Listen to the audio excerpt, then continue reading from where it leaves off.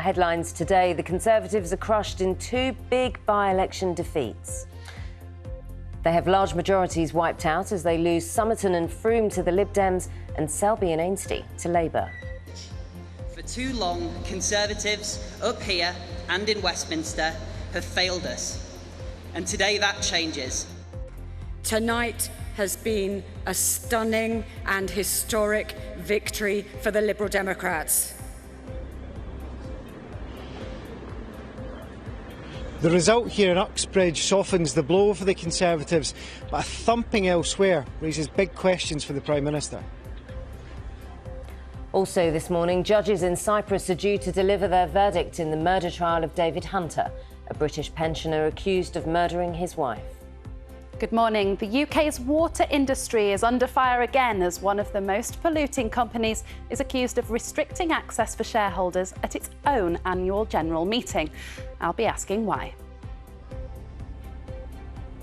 And good morning from Old Trafford, which yesterday saw a rare day of dominance from one of the two sides involved in this very tight Ashes series. A stunning innings from Zach Crawley gave England a lead of 67 over Australia, who looked beaten at times, but they may well have the weather on their side here on day three. At today's newspapers, and companies will be offered tens of millions of pounds in tax breaks for checkups to keep employees well enough to do their jobs. That's according to The Times this morning.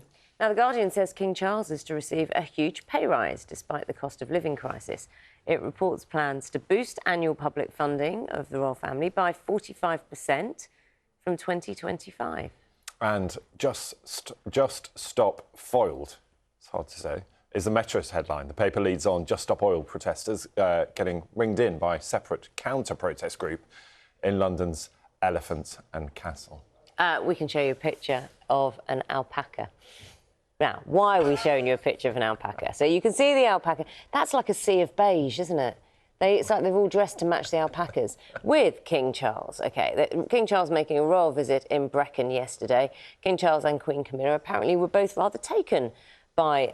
there were two alpacas. There were Caleb and Reg. We're not quite sure if that is Caleb or Reg. I reckon it's Reg. Why? It looks like a Reg. OK. Anyway, that's them there, and he seems perfectly... He's the only one who's looking at the camera. Is Reg wearing a pass, or is that the man behind? No, it's the man behind. Oh, okay. It's the man behind. But I'm sure he does have a pass. Never mind. Everyone has to have a pass. Security's got to be very, very tight. Very true. Very tight. What are you seeing inside?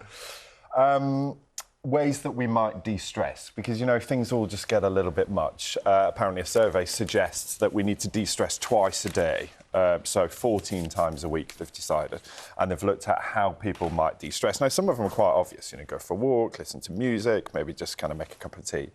One here, go for a drive on a quiet road. I think quite stressful, because they're too narrow, and book a holiday. One of the most stressful things that you can do, I think, trying to book a holiday. Trying to work out flights, hotels and get it all together. But my favourite one, coming in, I'm surprised it's not higher. At number 25 on the list, how you let off steam, scream into a pillow. I think it is so useful to do that. Everyone has just had a real insight into your mind. It's what I do at 9:13 when I've been on the sofa with you, I scream into a pillow. Is it? We can think of something else to do with the pillow, can't we, if that's the case. OK, de-stressing. Yeah. What's your favourite? What would be yours top on the list? Clean the house? Play golf. Put the kettle on. Walk the dog? Yeah, actually, that's Play something. golf. That would be what I'd do.